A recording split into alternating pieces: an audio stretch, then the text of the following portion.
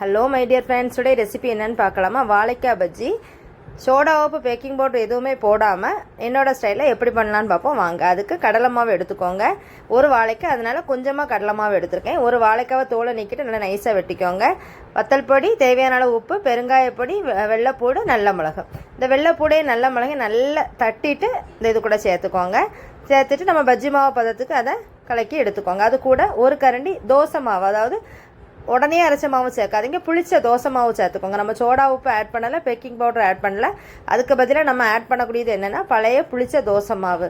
அது சேர்த்தோன்னா நம்ம பஜ்ஜி சூப்பராக இருக்கும். கண்டிப்பாக எல்லோரும் இதை ஒருக்கா ட்ரை பண்ணி பாருங்கள். ட்ரை பண்ணி பார்த்துட்டு எப்படி இருந்துன்னு எனக்கு கமெண்ட்டில் கண்டிப்பாக சொல்லுங்கள். நம்ம சோடாப்புக்கு பதிலாக பழைய புளிச்ச தோசை மாவு ஆட் பண்ணுறோம்.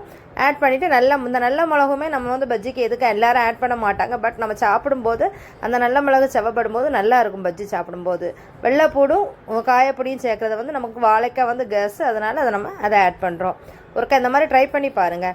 லாஸ்ட்டு நம்ம ஆயில் அடுப்பில் வச்சுட்டு நம்ம என்ன பண்ண போகிறோம்னா, எடுத்து வச்சிருந்த வாழைக்காவை எடுத்து அந்த பஜ்ஜி மாவில் நல்லா கோட்டிங் பண்ணிவிட்டு போட்டு பொரிச்ச உடனே ஒரு சரி எப்படி பொம்மி வருது பாருங்களேன். நம்ம சோடாவை ஆட் பண்ணாமலே நமக்கு பஜ்ஜி பொம்மிட்டு வருது.